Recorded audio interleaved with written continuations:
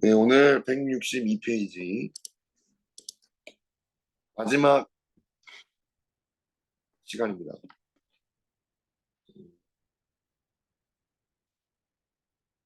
시작이 있으면 언제나 끝이 있는 것처럼 시작이 있으면 언제나 끝이 있는 것처럼 우리의 시간도 드디어 마지막이 되었어요. 지금 우리가 복음의 기초 10과 제목이 하나님 나라의 완성이죠. 하나님 나라가 완성이 되려면 반드시 이루어져야 할 것이 있습니다. 무엇이 이루어져야 할까요? 네, 반드시 이루어질 것. 내가 원하는 어떤 나의 꿈, 나의 비전, 내 원함, 내 소원, 이런 것들이 이루어지면 너무나 좋겠지만, 하나님 나라가 완성이 되려면, 이런 거는 아무 의미가 없습니다. 뭐 더 나아가서, 제가 이제 전도사인데, 뭐 영혼 구원, 뭐 사역, 교회를 위한 어떤 선한 것이든 악한 것이든 상관이 없습니다. 그것이 아무리 선한 것이든 그것이 아무리 악한 것이든 상관없이 주님의 나라가 완성이 되려면 반드시 이루어져야 될 것. 그것은 선한 것도 아니고 악한 것도 아니고 나를 위한 것도 아니고 오직 하나, 주님이 다시 오셔야 됩니다. 주님이 다시 오셔야만 반드시 그 나라가 완성이 됩니다. 그래서 예수님이 다시 오심을 함께 나누고 있는데 우리 마지막 이 페이지 하나님 나라를 완성하실 주님, 하나님 나라를 완성하실 주님 누구죠? 그 주님이 누굽니까? 예수님이죠. 예수 그리스도. 뭐 예수 그리스도. 주 예수 그리스도라고 하죠. 주 예수 그리스도. 그래서 이 예수님께서 오실 때 이 하나님 나라가 완성이 될 겁니다. 자, 지금까지 설명했듯이 예수님은 이 세상에 다시 오셔서 심판하실 것입니다. 자, 우리가 왜 예수님의 재림을 안 좋아하죠? 별로 안 좋아해요. 교회조차, 그리스도인들조차 예수님의 재림, 예수님의 다시 오심을 좋아하지 않습니다.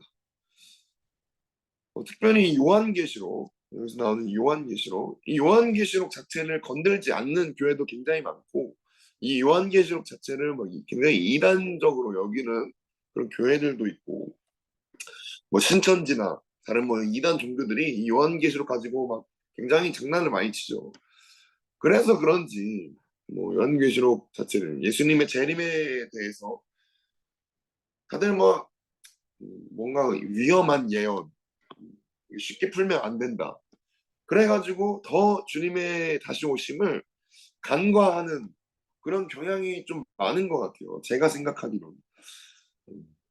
그리고 실제로도 그런 것 같고. 그리고 더 나아가서 예수님의 재림을 안 좋아하는 이유는 이 심판 때문이죠. 결국에 이 심판. 심판을 좋아하는 사람 아무도 없죠. 여러분들 법원에 가는 거, 또 경찰서 가는 거 좋아합니까? 제가 최근에도 고지서가 하나 날라왔는데, 고지서가 날라왔어요. 7만 원짜리였습니다. 아, 네. 좌회전, 좌회전 신호 없이 저기 그 한밭대 앞에서 그 파수구찌 있고 그 샤브 있고 저쪽 도안동 넘어가는 여러분들 자주 가는 그 길, 그 삼거리 거기서 이제 교회로 들어올 수 있고 직진하면은 저기 이제 오토월드 나오는 거기 그 좌회전을 아주 멀리서 누군가 초록불인데 좌회전했다고 찍어가지고 예, 아주 정의로우신 분께서 공의로우신 분께서 경찰서에 넘겼습니다. 고지서가 날라왔어요. 신호 위반하면 7만 원이에요. 굉장히 비싸더라고요. 신고당했습니다. 아주 멀리서 누가 파스쿠치에 거기 자기도 불법 출차면서 거기서 찍어가지고 제가 분명 확인했어요. 그때 차가 아무것도 안 오는 걸 보고 앞뒤로 차가 거기 다 주차되어 있는 거 보고 그냥 가야겠다 해서 갔는데 그 불법 주차한 차가 저를 불법 신호를 위반해서 좌회전하는 저를 찍어가지고 경찰서에 넘기는 그런 아름다운 일이 있었습니다. 그래서 심판은 여러분들 안 좋아하잖아요. 그렇죠? 누가 좋아합니까? 이거 나의 죄에 대한 심판, 그죠? 내 행위에 대한 심판, 내 존재, 이게 내 존재죠. 존재에 대한 심판이 단독자로서 그 키에르 케고르가 쓴 얘기인가 단독자로서 오로지 나 홀로 서야 되는 그 심판대 앞에 나 혼자 단독자로 솔리튜드 내 존재 홀로 아무것도 의지하지 못한 채 그 어미하신 공의로우신 정말 크고 두려운 그 심판대 앞에 서야 된다는 거 아무도 안 좋아합니다. 인간이라면 당연히 그 심판대를 안 좋아하죠. 누군가 날 고소하는 것도 안 좋아하는데 그런 것처럼 이 심판을 좋아하지 않아서 재림에 대해서 굉장히 이 재림이 굉장히 어, 교회에서 잘 팔리지 않는 이런 말 하기는 좀 그렇지만 잘 팔리지 않는 복음입니다. 왜냐하면 이 재림은 심판이랑 직결 연관되어 있고 이 심판은 결국 회개, 죄에 대한 그런 얘기와 연결되어 있기 때문에 교회에서는 잘 팔리지 않는 그런 복음으로 치부가 되었습니다. 근데 우리가 알아야 될 것이 있어요. 이 심판이 하나님께서 재림하시는 이유가 심판하기 위해서 재림하시는 겁니까? 이걸 알아야 돼요. 전혀 그렇지가 않습니다. 이 심판은 재림하기 위해서 심판하는 게 절대 아니다. 하나님 나라를 완성하기 위해서 재림하시는 겁니다. 이걸 알아야 돼요. 궁극적인 목표는 하나님 나라를 완성하시는 일입니다. 심판이 예수님이 다시 오시는 최종적인 목적이 아니다. 주님이 심판하려고 이 땅에 오시는 게 아니라는 거예요. 완성하기 위해서 심판하시는 겁니다. 그래서 우리가 1과에서도 봤듯이 1과 2과에서 봤듯이 죄에 대해서 주님이 정확하게 심판하시죠. 왜 심판하시죠? 우리를 죄 가운데 저주 가운데 지옥 가운데 내버려 두기 위해서 심판하신 겁니까? 절대 그렇지가 않습니다. 심판하시는 이유는 새로운 구원의 시작이에요, 여러분. 이거잖아요. 구원의 시작은 곧 완성이랑 연결되어 있습니다. 안 그렇습니까? 여러분 이 장면들, 이 구원의 시작의 장면들 여러분들이 성경을 보면서 많이 보셨을 거예요. 어떤 장면이죠? 죄 다음에 바로 구원의 시작이 돼요. 죄가 아니라 심판 다음에 바로 구원의 시작을 알리는 아주 놀라운 복음들이 있습니다. 그 복음이 뭐냐? 바로 족보예요. 여러분들의 성경을 보다 보면 이 족보가 나옵니다. 놀랍게도 이 족보의 위치가 어디인지 아세요? 총 5번이 나오거든요. 큰 족보들이. 아담의 족보, 네? 아담의 족보들. 그리고 제가 알고 있는 거는 이제 아담의 족보, 또 역대기의 족보, 그리고 마태복음의 예수님의 족보. 그리고 이 두 가지 이제 나머지 족보는 언급 안 할게요. 이 크게 이 세 가지 족보들. 어쨌든 이 족보가 나오는데 이 족보들이 나오는 위치, 뜬금없이 족보가 나오는 게 아니라 그 위치는 반드시 심판 다음에 나옵니다. 심판 다음에 족보가 나와요. 시작이 나옵니다. 근원이죠, 근원. 마태복음도 마찬가지고 아담의 족보도 마찬가지고 역대기도 마찬가지고 아담의 족보, 아담이 범죄한 후에 나오는 족보, 역대기에서 나오는 족보, 이스라엘이 다 망한 다음에 나오는 그 족보, 그 다음에 마태복음의 족보, 완전히 구원이 400년 동안 이 구약과 신약 사이에 400년 동안 완전 암흑기, 아무 일도 하지 않으시는 것 같은, 완전히 끝난 것 같은, 더 이상 하나님께서 그리스도인들을 위해 일하시지 않을 것 같은 그 완전한 암흑, 완전한 어둠. 그리고 그 유명한 하나 생각났어 또. 다윗의 족보. 언제 나오죠? 룻기에서 나와요. 룻기. 이 완전한 사사기, 완전한 암흑. 어, 제사장들이 범죄하고 첩을 두고 제사장이 토막 살인을 하고 레위 지파가 어, 강간을 하고 완전히 망해버린 이 이스라엘 나라 역사 가운데 나오는 다윗의 족보. 그 심판 가운데 여러분 이 심판이 최종적인 목표가 아니라 주님은 시작입니다. 시작. 이제 시작되는 거예요. 그 구원의 시작.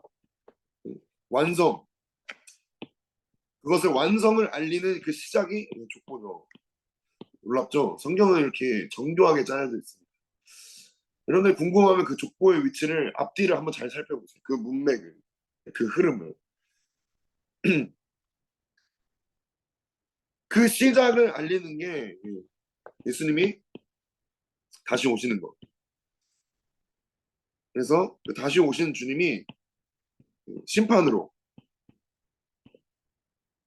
심판 다음에 새로운 시작이죠. 그리고 완성을 향해 끊임없이 나아가는 이 모습. 이것을 위해서 주님이 다시 오신다는 겁니다. 자, 내가 보니 새 하늘과 새 땅을 보니 처음 하늘과 처음 땅이 없어졌고 바다도 다시 있지 않더라. 내가 몸에 거룩한 성 새 예루살렘이 하나님께로부터 하늘에서 내려오니 그 준비한 것이 뭐 같다? 예, 뭐 같다? 욕 아닙니다 이거. 그 준비한 것이 신부가 남편을 위해 단장한 것 같더라. 야, 참 아름답게도 우리 어제 예, 결혼식이 있었죠. 아주 이미지가 정확하게 여러분들 오버랩 될 거라고 생각이 됩니다. 이거예요, 이거. 결국에 성경은 여러분 제가 누누이 말했지만 이 성경은 결혼입니다. 결국엔 결혼이에요. 아담과 하와, 그러니까 하나님과 사람의 그 관계, 그것을 아담과 하와의 그 언약 관계, 그리고 그 선악과의 그 언약 관계, 그 결혼을 시작으로 통해서 마지막에는 이 새 예루살렘, 그것이 마치 신부가 남편을 단장하는 것 같아. 새로운 언약, 새로운 언약, 혼인잔치. 이것을 주님이 완성시키시는 겁니다. 자, 1번. 우리 주님이 재림하시고 모든 것을 심판하실 때 일어나는 중요한 사건은 바로 모든 사람의 부활이다. 심판하실 때 일어나는 중요한 사건, 요겁니다. 모든 사람의 부활. 특히 신자는 영광의 몸으로 부활한다. 예수님이 부활하신 것처럼 우리도 부활한다면 우리의 부활한 몸은 어떤 몸이겠습니까? 자, 우리가 계속해서 말했던 거 믿음을 끊임없이 강조했어요. 어떤 믿음이죠? 예수님과 함께 죽고 예수님과 함께 산다. 예중예살의 믿음. 이 믿음. 이 믿음으로 우리 마침내 주님이 다시 오실 때 이렇게 부활한다는 거예요. 이 믿음이 있는 자들은 영광의 몸으로 함께 그 부활에 참여한다는 겁니다. 자, 죽은 자의 부활도 그와 같으니 썩을 것으로 심고 썩지 아니할 것으로 살아나며 욕된 것으로 심고 영광스러운 것으로 다시 살아나며 약한 것으로 심고 강한 것으로 다시 살아나며 육의 몸으로 심고 신령한 몸으로 다시 살아나니 육의 몸이 있은즉 또 영의 몸도 있느니라. 우리의 부활한 몸, 예수님과 같은 정말 예수님과 같은 몸이 된다는 거예요. 그래서 예수님이 부활했을 때 그 신령한 몸으로 부활하시잖아요. 사람들이 못 알아봅니다. 그죠? 못 알아봐요. 예수님이신데 예수님인 걸 몰라. 마리아도 그렇고 뭐 저기 뭐 어디지? 제 생각이 안 나요. 엠마오로 가는 그 두 제자들도 그렇고 예수님이 같이 막 얘기하고 해도 못 알아봅니다. 주님이 계시하실 때 계시하실 때 딱 알아보죠. 나의 주님. 이렇게 알아보는데 이처럼 우리가 주님이 다시 오실 때 같은 예수님과 같은 몸으로 나도 부활한다. 요게 이제 중요합니다. 그래서 우리가 지금 끊임없이 살피는 게 영과 혼과 몸, 끊임없이 이 혼이 깨져야 된다. 깨져야 한다라고 끊임없이 말씀하시죠. 그죠? 이 영은 십자가에서 주님이 이 영은 십자가에서 죽으시고 부활하심으로 성령님을 통해서 새롭게 하십니다. 그리고 이 영으로 혼을 다스리시죠. 이게 나잖아요, 나. 내 영은 성령님과 연합이 돼요. 근데 이 혼은 그리고 이 몸은 이 혼을 다스려야 되는데 이 혼과 몸이 연합해가지고 육신이 되죠. 그래서 끊임없이 영이냐 육이냐 이 싸움을 우리가 하고 있잖아요, 그죠? 여러분 이해가 가시죠? 음. 영은 성령님을 따르려고 하고 이 혼과 몸은 육을 따르려고 합니다. 육신이기 때문에. 근데 그 마지막 날에 이 몸이라는 게 새롭게 된다는 거예요. 영의 몸. 오.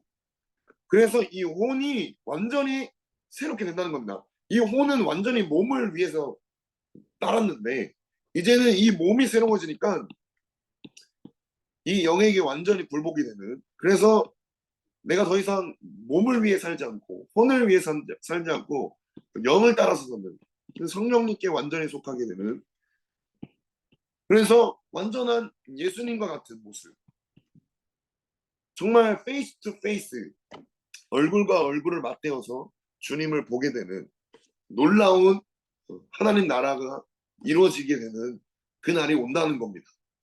이 몸뚱아리 여러분 이 몸뚱아리 얼마나 참 그렇습니까? 날이 갈수록 예뻐지고 날이 갈수록 좋아지는 게 아니라 날이 갈수록 쭈글쭈글해지고 못생겨지고 이 몸은 날이 갈수록 죄만 더 짓고 정말 어떻게 해야 될지 모르겠어요. 근데 그 날에 마지막 날에 주님이 다시 오시는 그 날에 우리의 이 몸까지 정말 후패하고 정말 더럽고 냄새나는 이 몸까지 완전히 새로워지게 되는 정말 영혼 몸이 온전하게 되는 그날이 온다는 겁니다. 새 하늘과 새 땅이 다 사라지고 아니지 새 하늘과 새 땅이 다시 오고 처음 하늘과 처음 땅이 다 사라지는 내 처음 몸과 내 처음 생각 처음 감정 그 옛 사람의 모습이 완전히 다 사라지는 새 사람을 입는 그죠? 우리가 옛 사람을 벗어버리고 새 사람을 입자라고 하잖아요. 그 얘기를 이제 이번에서 하는 겁니다. 예수님은 부활하시는 제자들이 몸의 부활을 믿도록 만져보게 하시고 그 앞에서 생선 한 토막을 잡수시기도 했다. 그죠? 우리의 부활도 실제적인 몸의 부활인데 이 부활이 영광스러운 부활이 되기 위해서 그에 걸맞은 삶의 환경이 있어야 한다. 그것은 바로 마지막 때에 하나님이 조성하시는 새 하늘과 새 땅이다. 자, 천지 만물을 주님이 이제 회복하시는 겁니다. 새 하늘과 새 땅에서의 삶의 특징이 무엇입니까? 자, 그 특징이 뭐죠? 여기 4절 나와 있는데 여기 4절 있어요. 모든 눈물을 그 눈에서 닦아주시니 다시는 사망이 없고 애통하는 것이나 곡하는 것이나 아픈 것이 다시 있지 아니하리니 처한 것들이 다 지나갔으리로라. 옛 창조에 속한 것들 여러분 옛 창조에 속한 모든 것들이 전부 새 창조 안으로 다 새롭게 된다는 겁니다. 새롭게. 여기서 특징이 뭐냐? 여러분 새 하늘과 새 땅이 새 하늘과 새 땅이 어떻게 창조가 되죠? 무에서 유로 창조되는 게 아닙니다. 처음 하늘과 처음 땅이 없어지는데 여기 하늘에서 내려온다. 이 새 하늘과 새 땅을 보니까 하늘에서 내려온다는 거예요. 덧 있는다는 거죠. 덧입는다. 요 개념, 요 개념을 여러분들이 음, 어떻게 이걸 설명하면 좋을까? 자, 우리 과학 시간을 한번 가져보도록 하겠습니다. 여러분, 차가움이라는 개념을 아세요? 차가움의 개념. 이거 어떻게 설명할 수 있죠? 차가움의 개념. 실제로 과학자들이 하는 말입니다. 차가움의 개념. 예, 열이 없는 상태예요. 그죠? 차가움의 개념은 열이 없는 상태를 말합니다. 열이 부재, 열의 부재죠, 열의 부재. 열이 없는 상태. 그것을 차가움이라고 얘기하는 거예요. 그러니까 차가움이라는 건 여러분 실제가 아니라는 겁니다. 아 차가워 이게 아 차가워 이게 실제가 아니라 열이 없는 상태라는 거예요. 무슨 말인지 아시겠어요? 차가움이라는 게 실제로 존재하는 게 아니라 여러분들이 느끼는 그 차가움이 어, 실제로 그 차가운 게 존재해서 차가움을 느끼는 게 아니라 열이 없기 때문에 그 표현을 차가움이라고 표현을 한 것뿐입니다. 아시겠죠? 이 실제는 이 차가움은 실제가 아니라는 거예요. 그러니까 그럼 그럼 죽음의 개념은 뭐죠? 음, 생명의 부재입니다. 생명이 없는 상태예요. 생명의 부재. 그러니까 다시 말해서 차가움과 마찬가지로 이 과학자들이 하는 말이 이 죽음이라는 건 실제가 없는 겁니다, 여러분. 그러니까 생명이 없는 거예요. 죽음은 실제가 없습니다, 여러분. 죽음이라는 거, 어둠이라는 것, 어둠도 마찬가지예요. 이 어둠, 빛의 부재입니다. 빛이 없는 거. 그러니까 이 어둠, 죽음, 이건 여러분 실제가 아니에요. 근데 왜 우리가 죽음을 두려워하고 어둠을 두려워하죠? 실제가 아닌데? 실제는 뭡니까? 빛이고 생명이에요. 이게 실제입니다. 이게 실제예요. 그죠? 이게 실제다. 이건 실제가 아니고 이게 실제다. 그러니까 이 빛이 없을 때 어둠이라고 여기 얘기하는 거고, 이 생명이 없을 때 죽음이라고 표현하는 것 뿐이지, 이 어둠과 죽음은 실제의 개념이 아닙니다. 만질 수도 없고 잡을 수도 없고. 그러니까 여러분 이 어둠, 죽음을 여러분 두려워하지 마세요. 빛이 오면 이 어둠은 빛보다 빠르게 없어지는 겁니다. 생명이 오면 이 죽음은 완전히 사라지는 거예요. 그죠? 실제가 아니기 때문에 그렇습니다. 마찬가지로 우리가 생명, 새로운 생명, 새 생명이 이 생명이 우리에게 오면 이 죽음의 몸, 이 생명이 우리에게 오면 생명의 몸이 되는 거죠. 이 생명이 어디에 있습니까, 여러분? 어디에 있나요? 이 생명은 요한복음에서도 말하기를 이 성경이 말하기 이 생명을 가지면 되는 건데 이게 실제잖아요. 이 생명은 어디 있냐? 뭔가 잡을 수 없을 것 같고 닿을 수 없을 것 같고 어디에 있는지 모르겠어. 그래서 수많은 사람들이 이 생명을 찾아서 나서죠. 신천지도 그렇고 수많은 종교들, 부처도 그렇고 뭐 저기 뭐 알라도 그렇고 힌두교도 그렇고 이 생명을 찾아서 나섰지만 이 생명의 실제는 예수님께 있습니다. 예수님 안에만 생명이 있다라고 성경은 말을 하고 있어요. 이 생명이 죽음을 삼켜버리죠. 그게 부활의 생명이죠. 이 생명이 오면 죽음은 떠나갑니다. 빛이 오면 어둠이 박살나는 것처럼. 그 주님이, 이 예수님이 우리의 빛이고 생명이고, 그죠? 우리의 길이고, 진리고, 이 주님을 우리가 그리스도로 옷 입자라고 표현을 하잖아요. 이것을 새 사람으로 또 옷 입자라고도 표현합니다. 덧 입는 거예요, 여러분. 덧 입는 거. 그러니까 이 죽음이 완전히 사라지는, 생명이 오면 완전히 죽음이라는 그 가짜의 실제가, 그 가짜가 완전히 사라지고 실제가 오게 되는 놀라운 일이 생긴다는 겁니다. 그래서 여기 써있죠. 고린도후서 5장 4절 5절. 참으로 이 장막에 있는 우리가 짐진 것 같이 단식하는 것은 벗고자 함이 아니요 오히려 덧입고자 함이니 죽을 것이 생명의 삼킨 바 되게 하려 함이다. 곧 이것을 우리에게 이루게 하시고 그 보증으로 성령을 우리에게 주신 이는 하나님이시다. 주님이 보증하시는 거예요. 성령님으로 보증하시는 겁니다. 덧입는 거, 생명의 삼킴 받는 거, 죽을 것이, 우리의 죽을 몸이 정말 이 죽을 내 육체, 내 생각 완전히 썩어 없어져 버려야 하는, 지옥에 완전히 담겨야 하는 우리의 인생이 생명의 삼킨 바 되게 하시는 이 놀라운 일을 마지막 때 예수님이 다시 오실 때 이루신다는 겁니다. 그러니까 예수님이 다시 오셔야 된다는 거예요. 왜냐하면 예수님이 생명이시기 때문에 그 생명의 주님이 다시 오실 때 모든 죽음, 그 모든 어둠을 다 박살내신다. 네? 이해가 되셨어요? 그것을 심판이라고 얘기하는 겁니다. 모든 어둠, 그 가짜를, 그 어둠에 우리를 끊임없이 속였던 것들, 그게 실제가 아닌데, 그 죽음, 그 사망. 그래서 얘기하는 다시는 사망이 없겠고, 애통하는 것, 곡하는 것, 아픈 것, 다시 있지 아니하리니 저런 것들이 다 지나갔습니다. 새 예루살렘, 새 하늘과 새 땅이 하늘에서 덧입으며 내려오는 그날에 사망이 다시는 있지 않을 것이다. 영원한 생명, 영원한 저 하나님 나라로 우리가 이제 들어가게 된다는 거죠.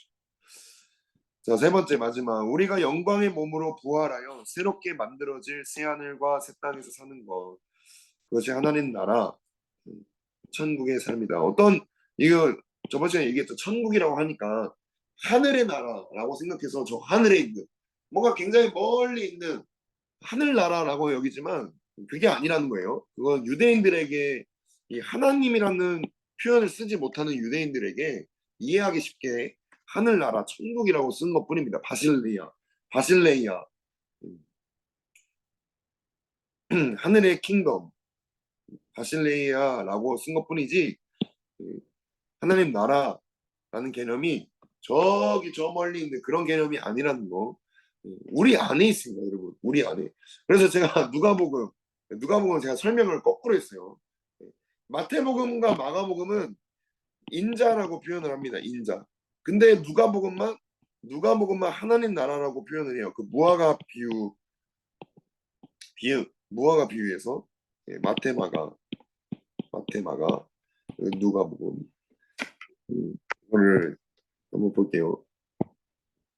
하나님 나라가 가까이 오면 이런 일이 있을 것이다 하면서 얘기했던 그런 부분들.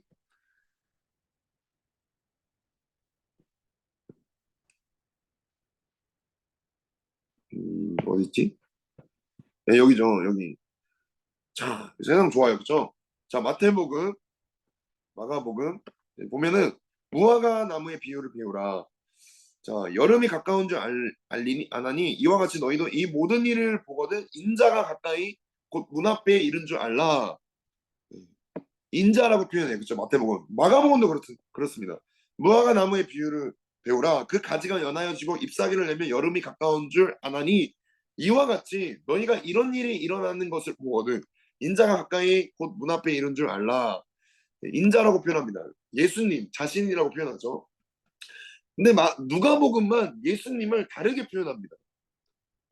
어떻게 표현하죠? 누가복음의 관점은 이렇게 표현해요. 있었죠. 예수님이 곧 하나님 나라라고 표현합니다. 덧칠해 버렸는데요. 여기 있었죠. 아이 뭐야.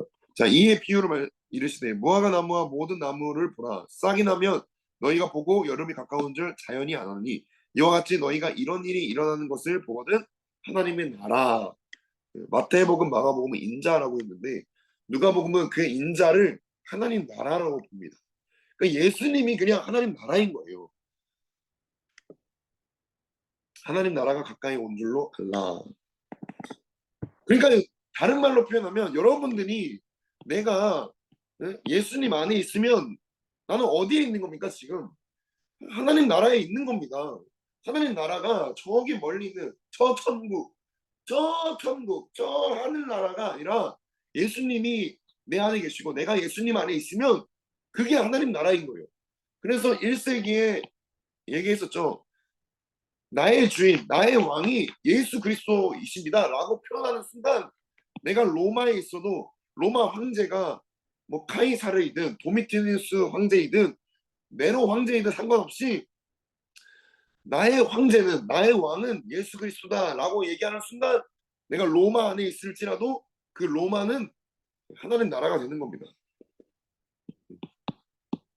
여러분들이 있는 곳이 예수님을 시인하는 순간 그 국경이 하나님 나라가 되는 거예요. 예수님을 소유한 순간, 그 생명을 소유한 순간 죽음이 떠나가고 그 빛을 소유한 순간 어둠이 사라지고 그 예수님을 내 안에 모시는 순간 지옥 같은 내 삶, 정말 지옥 같은 내 집, 내 가정, 내 가족, 내 직장, 어, 그곳이 어디든 상관없이 내가 예수님을 모시고 예수님을 인정하고 시인하는 순간 그곳이 어디든 그 어디나 하늘나라, 하나님 나라가 되는 겁니다. 이 삶의 본질은 에덴 동산에서와 마찬가지로 몇 분 남았어요? 시간이 없어 맨날 마지막 때 이렇게 마치려나. 에덴 동산 결국에 여러분 이거예요. 주님이 원하시는 거, 주님이 회복하시고자 하시는 거. 에덴 동산에 그 주님과 함께 거닐고 그 주님과 함께 걷고 동행하고 함께하는 거. 주님이 궁극적으로 원하시는 게 이겁니다. 그곳에서 우리는 하나님과 어떤 관계를 맺으며 살 것인지 여러분들이 한번 답해 보시기 바랍니다. 어떤 관계를 맺기를 원하십니까? 종? 네? 전 싫어요.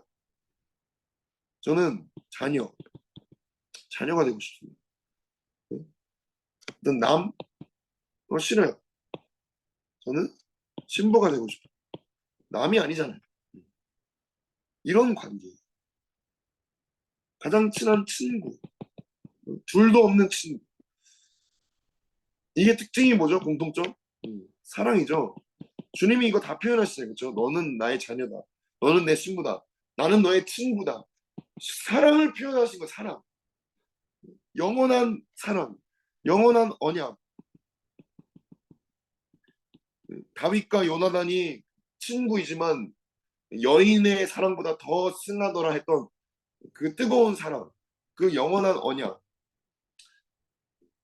친구로서, 자녀로서, 신부로서 사랑하는 그 관계.